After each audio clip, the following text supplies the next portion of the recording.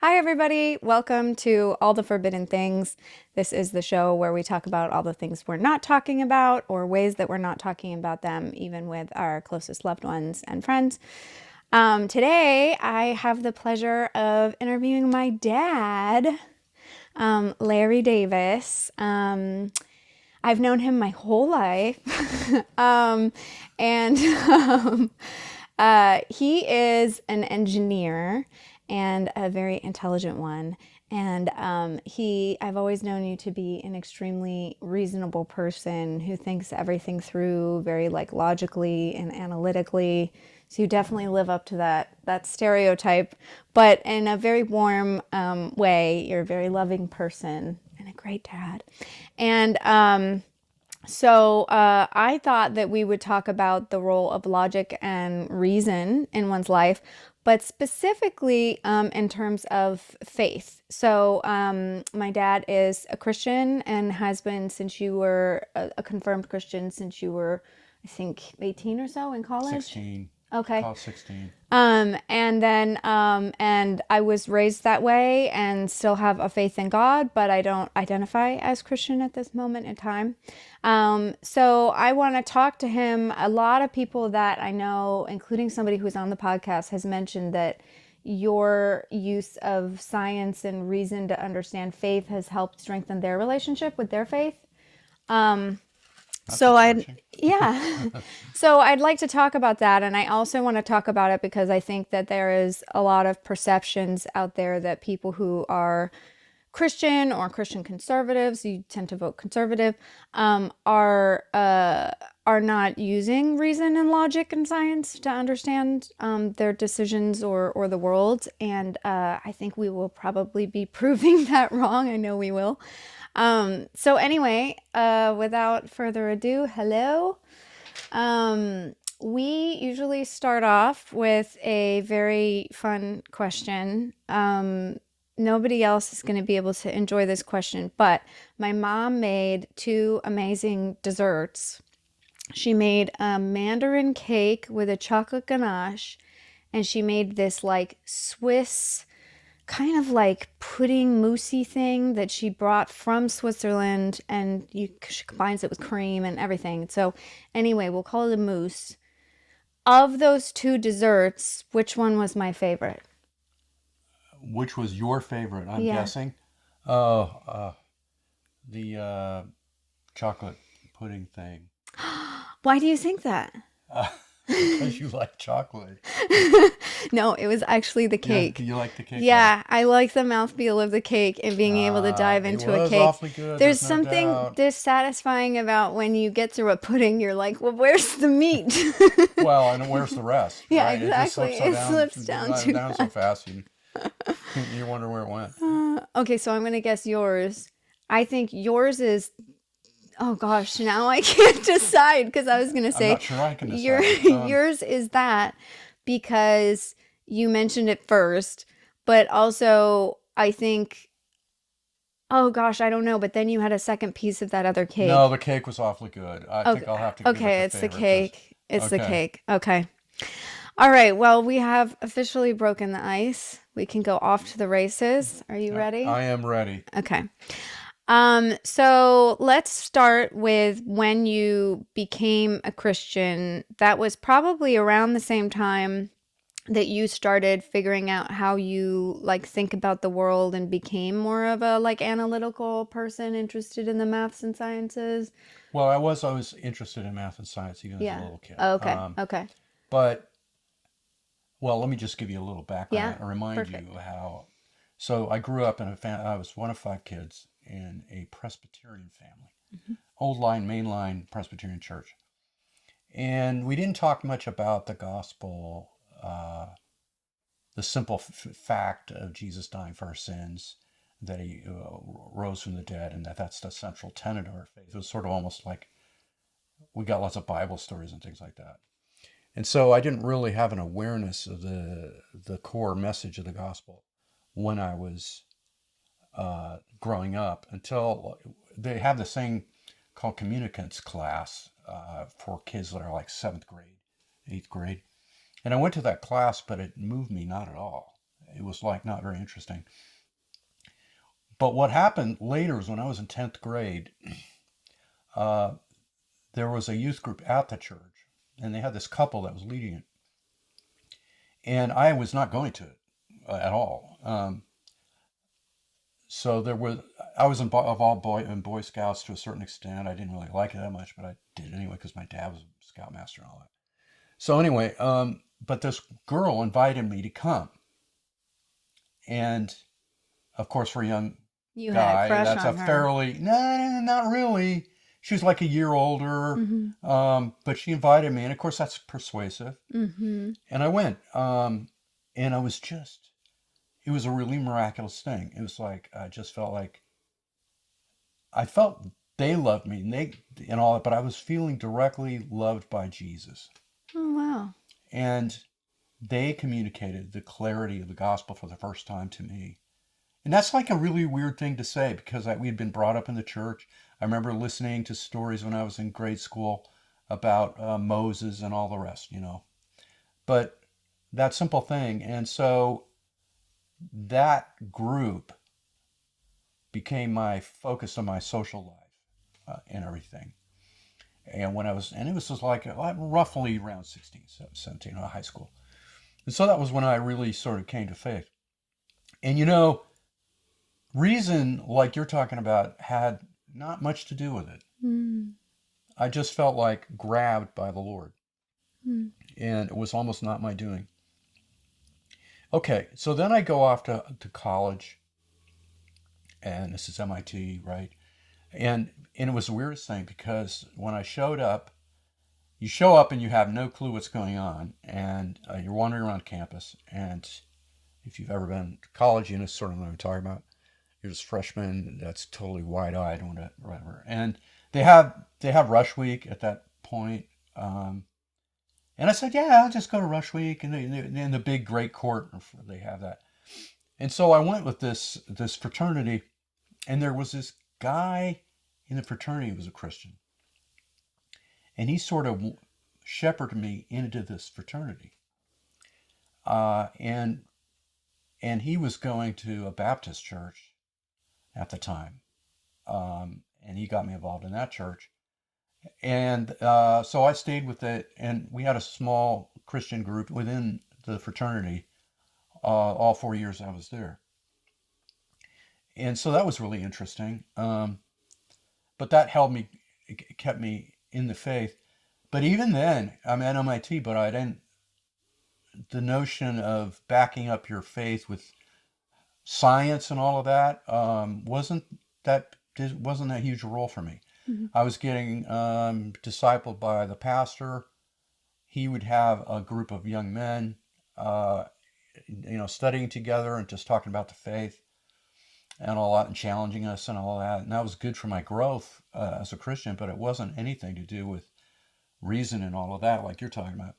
That really has only come to me later as an aspect of my faith. And so really, I would say it truly was a question of having a relationship with Jesus Mm-hmm. right from the beginning, and feeling that he personally loved me and called me out.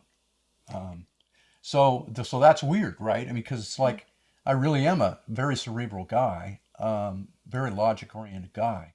So it's almost a little odd that happened. But what happened later was, of Can I course, pause you for one yeah, sure. second?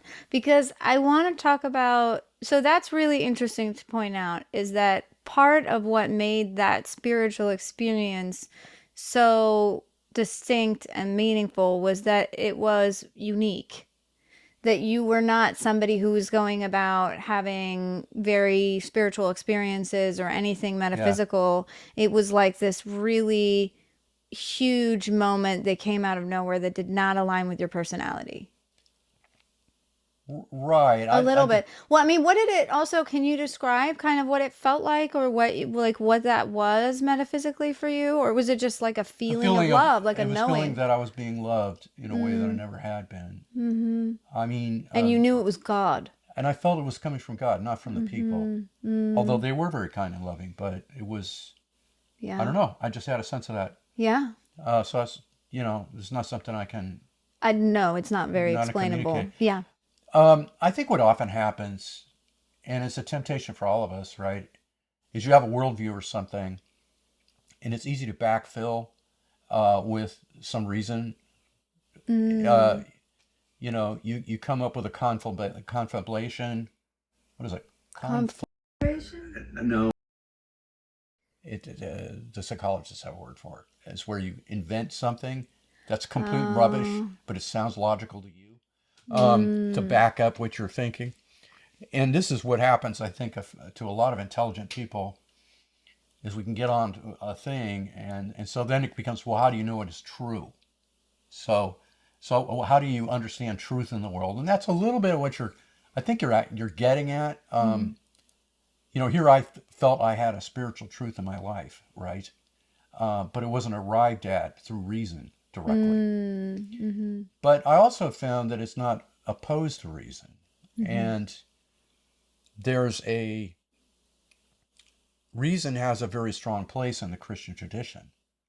And there are a lot of Christians who are now Christians who did come through the reason path and the Mm-hmm. science path. It just wasn't mine. Mm-hmm. But in looking back, now I'm a voracious reader about, well, fairly voracious reader about scientific things related to faith. Like one of the things I thought we would talk about is the creation story. Mm-hmm. What is our universe about? Why are we here? How did it come to be? And how does that relate to the story of the Bible? So that's a sort of a big topic, right? Mm-hmm. But it's also a controversial topic. Um, in brief, I'm what's called an old Earth creationist, a day age creationist, which takes the 7 days of creation as long periods of time, sequential, but not one specific length of time. And the reason is it seems to comport with the scientific model. You have in Genesis 1:1, in the beginning, God created the heavens and the earth, all that exists. And that's really the Big Bang model. And the Bible does say that the universe is being stretched out. And that's a thing only learned by science in the mid 20th century, Mm-hmm. that the whole universe is stretching apart. Um, so, and if you look at the actual sequential thing in the right light of Genesis chapter 1, it is exactly the periods that science also says happen to our Earth. That's interesting. It is fascinating, um, and I've come to realize that the Earth that we live on is unique in the universe. We shouldn't exist if by I mean, you think about all these, and people are looking for all these Earth-like planets, but principally all they're looking for is just liquid water. But Mm-hmm. liquid water is not enough. There's a lot of other things that have to exist. So anyway, the Earth came to exist. There was a miraculous conflict of two planets, which gave rise to our moon. It got rid of most of our atmosphere. Um, the rubble really became the moon from that collision. And you look at so a conservative Christian like me, we look at the Bible as a miraculous book, a book that came to us, that it was inspired by God through the people that wrote it, and that it came to us in a sort of miraculous way. And it seems like that's actually true. But not everything in the Bible is easy to understand. When you can't come up with an explanation, I think something that I respect is that you sit with that humbly and say, I just don't have the means to know. And I Yeah. have to try to, when it comes to making a decision about it, I have to try to follow my spirit, Yeah. the Holy Spirit. But I think something that a lot of times gets Christians a bad name is that they will just be like, maybe not very humble about it and say, well, my way is just right. And so you just have to swallow it. And then, especially if there's something that's being acted upon that's like, we're going to enforce these rules and we don't really care if we understand them or not. What is your thought about that kind of approach? Are you like compassionate towards it? Do you really struggle with that? Do you find it to be the majority of people? Well, no, but what? Explain your context. Do you mean like in politics, or do you Yeah, mean? something political. I would say like okay, let me come up with an example. Well, I'm trying to come up with an example of. I'll go back to something that Tim said in one of the other episodes. Tim and Kristen were talking about women being leaders in the church. That's a fairly innocuous example here, but if there's a split apparently on that, right? Sure. Yeah. And I think I actually know which way you lean, but regardless, the there is like the idea that some people wouldn't have really thought through, could there be other implications here, is there something going on behind it or whatever. It's not that they've thought through and they've decided that women shouldn't be leaders in the church. They have like not really thought it through, and then they're just like, you can't be a leader and you can't whatever. Whereas even if you come to the conclusion that that's true, you would have at least put some thought into it and searched your heart about it and really thought carefully about it. So how do you feel about people who just take a position on something that is somewhat controversial and say, well, this is just my way or the highway because God said that it's true? I mean, there's something that sounds noble about that. Well, yeah, okay. So you have a balance between not being cowardly and standing for what the scripture clearly says, and also, on the other hand, there's pride. There's a problem of arrogance, and of wanting it all your own way. There's a sort of cheap virtue that comes from looking like you're the guy who's standing up for the right thing. Yeah, we have that on the left. Yeah, that's right. That's cheap virtue that I think Jesus would recognize as more like the Pharisees than him. So yes, that does happen. I will say the New Testament is mainly describing, even in areas such as that, how the church is supposed to behave and not how the culture is supposed to behave. Okay, so that's a very important thing to think and realize. There's a couple of passages that talk about government. There's Romans 14. There's a passage in First Timothy, whatever. But even those passages tend to get read in the wrong way, even historically, in my opinion. So when you talk about women leading in the church, that is a topic that is actually touched on in the scripture. Yes. Now, as you know, I'm in a church, and I think I like being in a church like that, that's locally governed. So we're not under some larger diocese or anything like that. That's the definition of non-denominational? It is at least one aspect. It's a local church. It's locally led church. Okay. So that gives us a freedom to try to reach an understanding of these things. And we have a fairly, I would say, middle of the road understanding on those things. Okay. Like I said, there's a lot of scriptures that are, let us say, hard to take for the modern ear. Okay. And yet there's tension, and we know that there were women prophets within the New Testament church. Okay. So there's a lot of interesting things going on there. As in our church, the only thing that is denied women is preaching and being an elder. Okay. Everything else we allow women to do, including leading ministries and leading worship and things like that. So that's a fairly middle of the road thing within what I would call a Bible believing Christian church.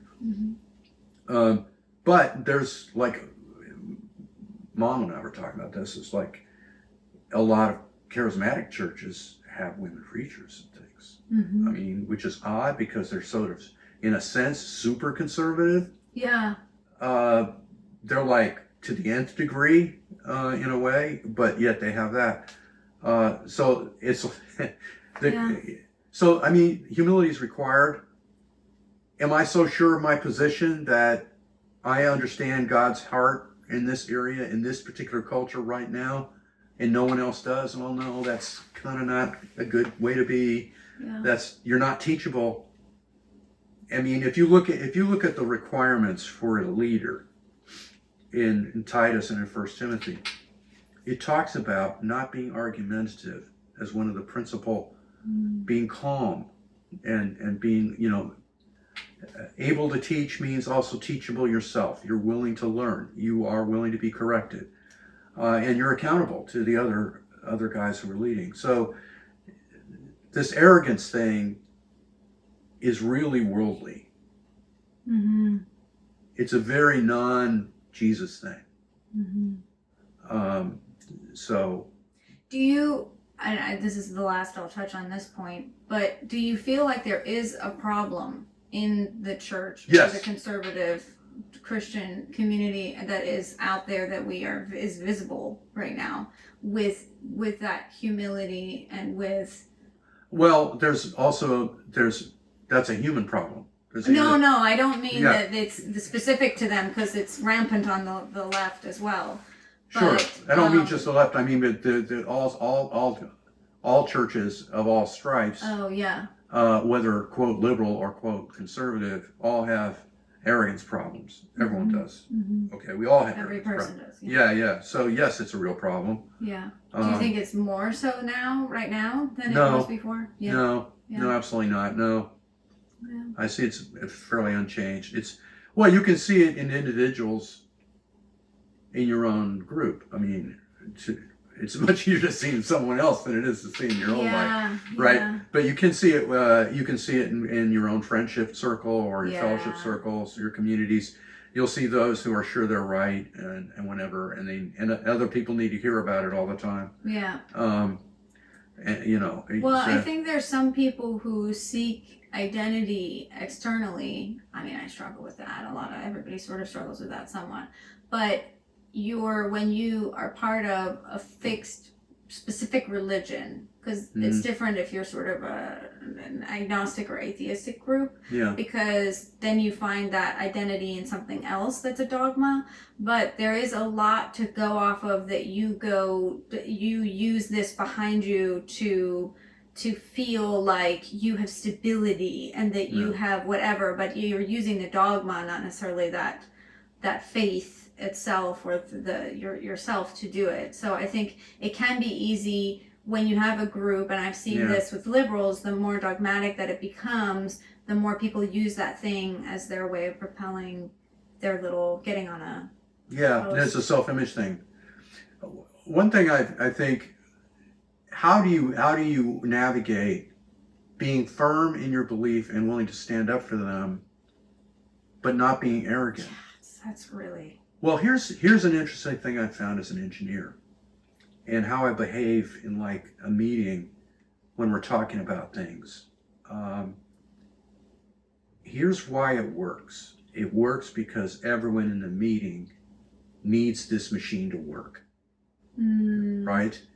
So if you're right, they want you to be. They want to hear from you. Okay, if you're right. Now, so I'm not afraid to chime in and think, wait, guys. And in fact, this happened like 2 days ago. I was in a meeting and these guys were telling me about this new thing that had to be added on to the stuff we were already doing. And I said, wait a minute, you guys, you just blew up the blah, blah, blah that we have to have, okay? By saying that, it's like, and that's a really nasty thing to say in a way. I mean, it's like, it was not very polite, really. But they're going, oh, yeah, maybe you're right, Okay, we'll have to talk about that offline or whatever. Okay, so there's an environment where you're free to be bold and say something, but it's welcomed rather than hated because It's all a search for the truth. You see, Mm. there's a stake everyone has in the truth and finding it, and They're so they humble for welcome it. criticism, Yeah. provided it's now. If I just, we also have a crank or two in the company. He was always sort of a wiseacre in a meeting or something. He'll throw grenades on the table and whatever and all that, right? And while it's mildly entertaining, it can also be very distracting and actually, anti-productive. So you can get that too. But what's the thing that makes the difference? Why is that environment so much better than this acrimony that we get when we get all arrogant and everything, right? Why is that better? It's because everyone's open to learning and really need to know the truth. And and this thing that's coming in when someone makes this huge statement, we can all like, oh, let's take a look at this statement together. And honestly look at, is it right? Yeah. And when I've been found to be not right, I mean, the other day I had another thing. I said, John, you forgot in this term here, when you looked at this wider beam width, whatever, you brought in a bunch more clutter. And I said, no. And he goes, oh man, I got to look at that. Then he looked at it and said, no, man, the receive side, we still have a narrow bandwidth. It's okay. And I go, okay, honest. That's great. So I throw this grenade on the table. No, it didn't explode. That's fine. That's great, Yeah. because we're both looking for the truth. Well, and there's something even larger than looking for the truth. The greater motivation is to build the best thing together. Yeah. So the truth is essential in that goal, that you have the accurate information. Yeah. So I think having a sense of purpose as the group, that like we want to ultimately accomplish this thing together, be this body that works in this way. We need to find the truth in order for that to happen. We need to come together and be humble in order for that to happen, right? Yeah. Because it's hard to just teach somebody, be more humble. It helps when there's this knowledge that like, oh yeah, because we want to be humble because we're trying to make this thing, and we want to get somewhere. But even still, even when there's not some enormous like purpose at the end of the day, it really is just a fact of human nature that I guess every group struggles with. But it's hard because it does feel like it's worse on both sides right now. Yes. I think when people feel threatened in general, they become more like that. Yes, so. That's the key point. People feeling threatened. Are you threatened by this belief that's not yours? Or are you willing to entertain it even if you strongly believe it's not true? Yeah. You ought to be able to articulate why it's not true, right? And you should be able to address that in a clear and concise way, or at least juggle with it, and let the other person come back again. And what will happen is you'll in the end be much more winsome in convincing someone when you're not threatened by somebody saying something different. And the ability to have that suspension of disbelief, where you say, I know that I'm not going to truly like swallow what you're saying, but I'm going to pretend as if it were true.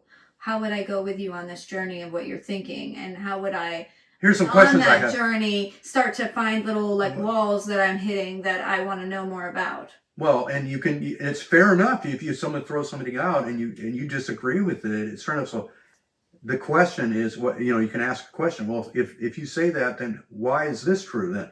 Now, here's this thing I find conflicts with what you're saying. Explain to me why and you're not just trying to score points. You're actually asking the person to really grapple with the thing you're throwing out there. Yeah. And you're listening to what they say. Yeah. You're actually asking, and you care about what they say, Yeah. Because then you can respond back again, and maybe you'll both learn something. Yeah. And again, that comes back to your goal in the conversation is to understand the truth more, not to prove that you're right. Yeah. Yeah. Right. And if you're not confident in what you're bringing to the table, then you feel like you'll be bringing the truth to the table, and maybe they'll be won over, but you'll at least have that higher aim serving the competition. Yeah. But if you're unteachable, if you're sure no one else has anything to show you in life, you won't be open to doing that. Yeah. Yeah. So to close us out a little bit, I want to get back to this idea of head versus heart, like logic versus that moment that you had when you were a kid and you Yeah. came to God. So I want to take a guess on this one at, I mean, this is very complex to guess, but on your relationship to your head and your heart when it comes to like life and making Mm. decisions and moving through complex things. I think that your personality's natural instinct is to understand something through analysis first. So I have a feeling that that's your first instinct is to go, does this make sense? And what are all the variables? Then your second instinct would potentially be to consult God, Mm. and your heart and can, but not just like what is, I almost said dad, what is Larry's way of like relating to this, what does Larry's heart want? I think that you probably think of God as something separate from your own. Do you think of it as that, like you have your heart's desires and then you have God's Yeah. heart's Yeah. desires? Do you Yes. think of those as separate? Yes. They are separate. Okay. Yes. So yeah, so then I would think you would consult that, and then I think you would probably put your heart's desires very last in a situation. But you would probably kind of try to reconcile those other two with the God one winning out and potentially using the Bible to understand it. That's pretty good. You know, let Okay. me give you an example. I was a leader in the church recently, Yeah. and there are, like, we had staff issues. We felt this one staff member was not effective. What's the next move? Do we immediately let this person go? Do we give them another chance? And it wasn't my personal own decision; it was a collective decision. But what's my input on that? You know, and so I have to go on based on what I see. So I try to use biblical principles applied to the facts. All right. So there's truth. Try to understand what truth is in the situation. What do the biblical principles apply to this truth? What does Jesus want me? What would Jesus want me to do in the absence of direction from him directly? Okay. Mm-hmm. So this is prayer and stuff like that comes too. So you look for direction. And so then I would say, this is where I think these are the options in front of me. I'm leaning this way, Lord. You know, this is what I see in the scripture. This is what I see the facts are. Show me if that's not right. Show me if that's not right. And then the other men, Do they you get have. an answer though? Uh, I didn't get a different answer.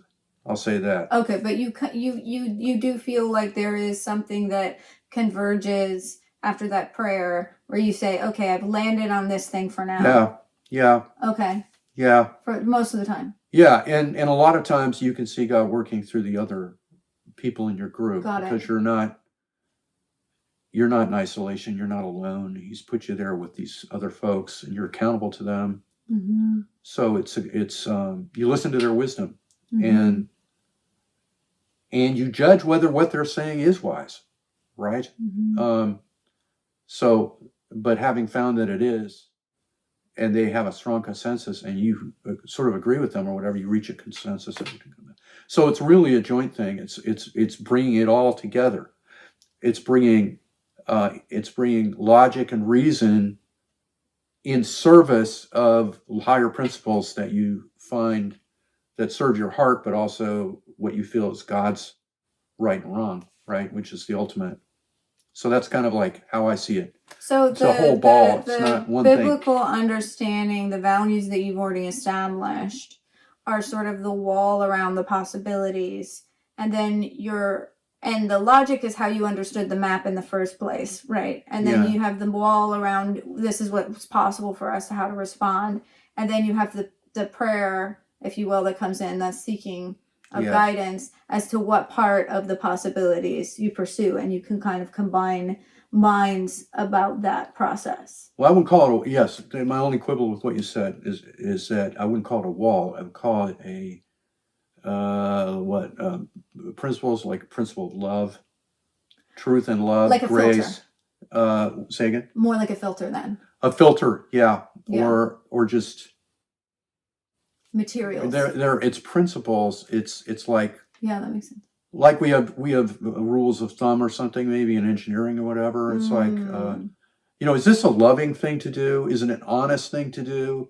Um, So is you it a would then prudent thing to interrogate an do? idea. Yeah, Yeah. is this a prudent thing to do? Are we being fair to this person? Mm-hmm. What will happen? What about the congregation? Are we protecting them? Are we doing things that please the Lord in this? Mm-hmm. So you're asking all these questions that from what He's told you He wants, Yeah. and that's what you're trying to reach. So What this is sort of like a what if that process goes wrong with the advisors, which I'm sure it is it's always a yeah, no, challenge. But I yeah, think also what if you find yourself to be completely the odd man out in that situation? Like what if you feel very convicted about something and you can tell that there's some corrupting force among the people in your group that you have got yeah, your mind have to around, or you're confront. in I the have to wrong confront it. I have to. church. Yeah, how do you deal with You got to that? confront it. Yeah. All right, you'd have to be more specific, probably an example. But if you thought somebody was self-serving, or maybe they had a vengeance thing going on Or with this person. let me give you a concrete example with what you used. Let's say that you found out there was something corrupt financially going on in the group, or and they were all involved, and this person was the victim of that. No, that would be very easy to answer. I'm Yeah, thinking of something more like ideologically, where you feel like people are all rallying around a belief or are following something that you do not feel is approved. Maybe only in your spirit they're able to sort of like argue it out or something. I mean, how do you deal with that? Uh, okay, so if you're talking about a sort of a fairly essential thing in my Okay. faith or something, or even if it was an ethical thing would be straightforward.